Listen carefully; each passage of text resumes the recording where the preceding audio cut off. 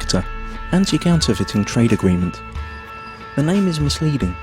The original idea of ACTA is to internationally protect intellectual property.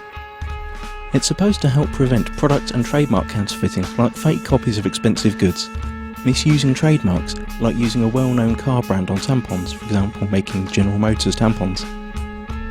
It will safeguard research investments in development of products, e.g. medical patents or pharmaceutical products.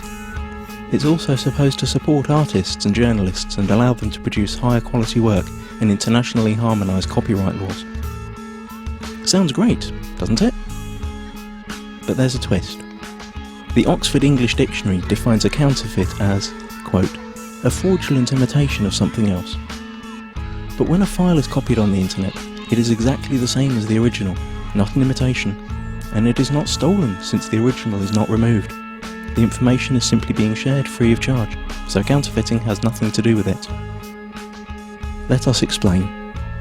Intellectual property is never really defined within ACTA. It could mean trademarks, or it could mean any idea or information which later could be copyrighted, restricted and criminalised. This will have a tremendous effect on the internet as we know it. The actual ACTA text covers a huge range of topics and is very complex and hard to grasp, so we will explain what happens on the internet in a hypothetical real-world analogy. Imagine paying for a cookery course. During this course you learn how to cook some really tasty fried chicken. Then you return home and teach the recipe to your wife. But here's the catch. According to ACTA, you are now both criminals since you shared that information for free when only you had paid to learn it. The ACTA regulations are clear.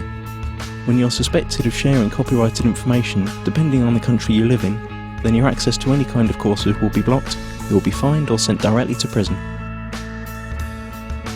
But surely no one would find out that you'd shared the knowledge of the secret fried chicken in private at home. And you're right.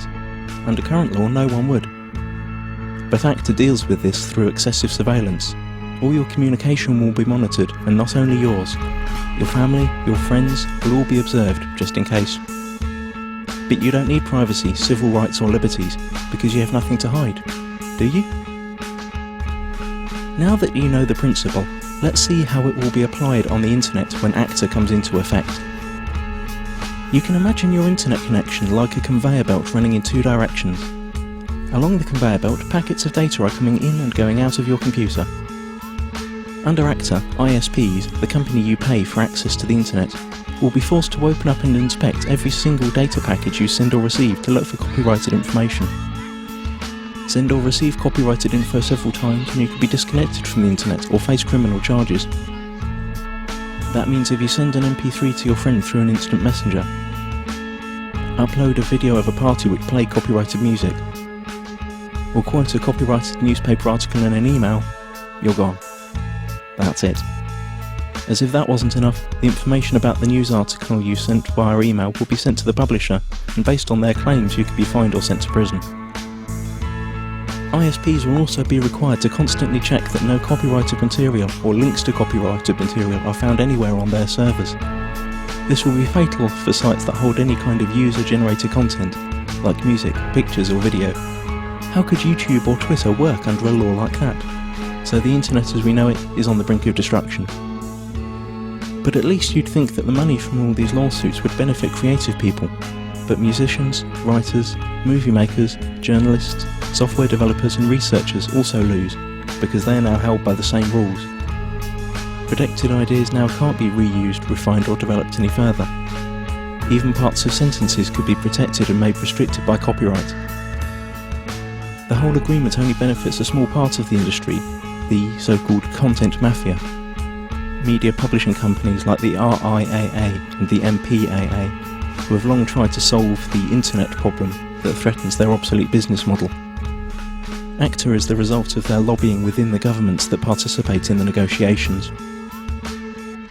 Latest leaks indicate that techniques that bypass the planned content filter and blocking infrastructure will also be made illegal. And the worst thing? It's all done in secret. If you're a European, it's even being done by people who haven't been elected by the public. You've already seen where this is heading on YouTube. Videos are unavailable in certain geographical areas.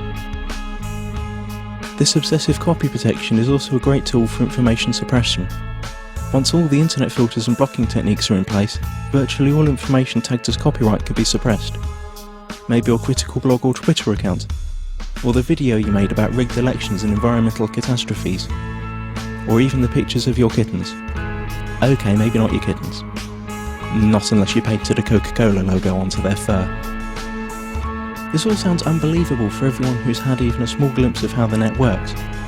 But remember, those who work on the agreement might not have any clue what the internet is about. And once the treaty is signed, their rules will have to be implemented.